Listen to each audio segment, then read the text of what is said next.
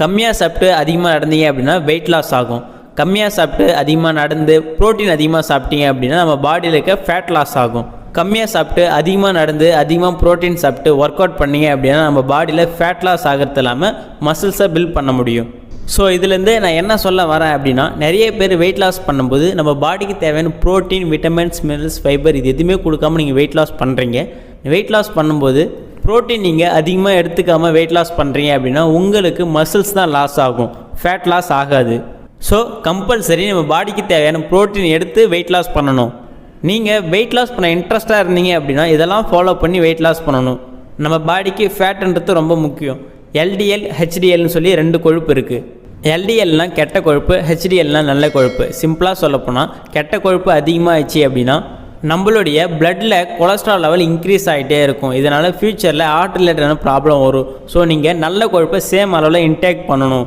நல்ல கொழுப்பை இன்டேக் பண்ணுறதால என்ன நடக்கும் அப்படின்னா அந்த கெட்ட கொழுப்பை கொலஸ்ட்ரால் படிய இது கொஞ்சம் கொஞ்சமாக ரிமூவ் பண்ணி நமக்கு பிளட் ஃப்ளோ ஆகிறதுக்கு சப்போர்ட் பண்ணும். ஸோ நீங்கள் வெயிட் லாஸ் பண்ணும்போது நம்மளுடைய பாடிக்கு குட் ஃபேட்ன்றது ரொம்ப முக்கியம். குட் ஃபேட் எடுத்து வெயிட் லாஸ் பண்ணுங்கள்.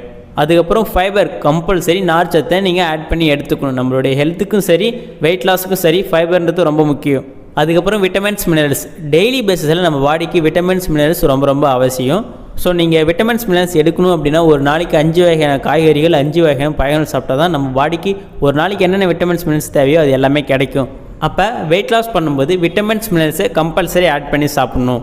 அதுக்கப்புறம் கார்போஹைட்ரேட், நம்ம பாடிக்கு 40% கார்போஹைட்ரேட் கம்பல்சரி தேவை. அப்படின்னா தான் நம்மளால் எனர்ஜியாக வெயிட் லாஸ் பண்ண முடியும். இப்போ நீங்கள் எனர்ஜியாக இருக்கிறதுக்கு இந்த கார்போஹைட்ரேட் தான் சப்போர்ட் பண்ணி எனர்ஜியாக கன்வெர்ட் பண்ணி நம்ம பாடிக்கு கொடுக்கும். ஸோ ஒரு நாளைக்கு நீங்கள் 40% கார்போஹைட்ரேட் இருக்கிற மாதிரி சாப்பாட்டெலாம் பார்த்துக்குங்க.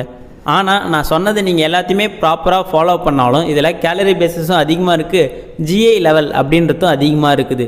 ஸோ நீங்கள் வெயிட் லாஸ் பண்ண இன்ட்ரெஸ்ட்டாக இருந்தீங்க அப்படின்னா நிறைய பேர் இந்த ஹெர்பலைஃப் நியூட்ரிஷனை ஃபாலோ பண்ணி வெயிட் லாஸ் பண்ணுறாங்க.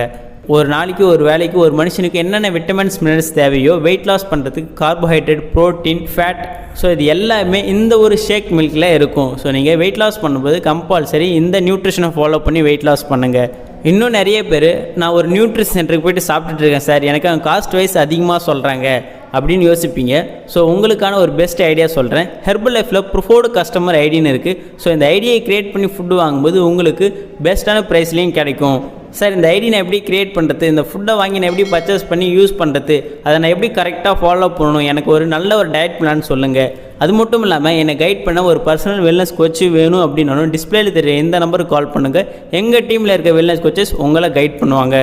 ஸோ உங்களுக்கு எனி டவுட், எனி இன்ஃபர்மேஷனாலும் இந்த நம்பருக்கு கால் பண்ணுங்கள். நாங்கள் உங்களுக்கு ஹெல்ப் பண்ணி கைட் பண்ணுவோம். ஓகே, நெக்ஸ்ட் ஒரு இன்ட்ரெஸ்டிங்கான டாப்பிக்கில் நாளைக்கு உங்களை வந்து மீட் பண்ணுறேன். தேங்க்யூ.